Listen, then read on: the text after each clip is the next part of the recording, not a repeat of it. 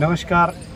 आज बुलढाणा जिल्ह्यातील मेहकर शहरामध्ये एक प्रेमाचं आणि जिव्हाळ्याचं नातं, ज्याला आपण नेहमी म्हणतो प्राणी मात्रावर दया करा, अशाच प्रकारचं एक संवेदनशील ज्याला आपण कौटुंबिक दुःखद कार्य याचा आपण कव्हरेज घेत आहोत। आणि रुबाब नावाचा बळीराजाचा जो मित्र आहे, ज्याला बळीराजाचा आत्मा म्हणता येईल, अनावधानाने आपल्याला त्याला बैल म्हणावंच लागेल। रुबाब गणेश भराड यांचा फॅमिली मेंबर, म्हणजे एक कुटुंबाचा प्रमुख ज्याला म्हणता येईल किंवा कुटुंबातील व्यक्ती, अशा प्रकारचं रुबाबचं दुःखद निधन 2 दिवसापूर्वी झालेलं आहे। आणि या रुबाब याने महाराष्ट्रातील अशी कुठलीही शर्यत नाही जिथे त्याने स्वतः सहभाग नोंदवला नाही किंवा तशा प्रकारच्या स्पर्धेमध्ये त्यांनी विजयश्री खेचून आणली नाही।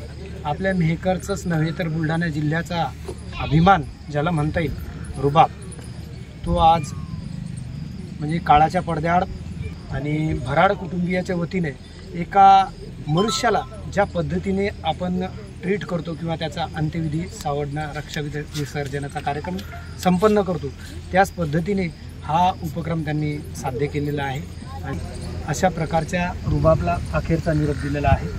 आणि हा निरोप देत असताना जड अंतकरणाने त्यांचा कौटुंबिक तसेच पारिवारिक आणि आप्तजन मित्रजन इथे खूप मोठा जनसमुदायसुद्धा रुबाबला शेवटची श्रद्धांजली अर्पण करायला आलेला आहे। आणि याच परिस्थितीत जे रुबाबचे म्हणजे ज्याला आपण मालक, कुटुंब प्रमुख, धनी म्हणता येईल, गणेश भराड आपल्यासोबत आहेत। त्यांच्यासोबत आपण रुबाब बाबतीत रुबाबची जीवन प्रक्रिया आणि जीवन प्रवास काय होता याबाबत आपण जाणून घेऊया।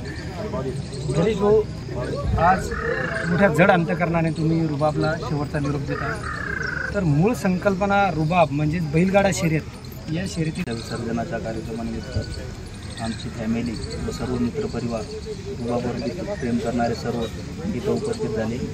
त्यावर आम्ही त्याला भावपूर्ण श्रद्धांजली अर्पण करतो व रुबाबची जागा आमच्या इथं कोणीच घेऊ शकणार नाही, तरी आम्ही आमचे प्रयत्न करणं चालवतो।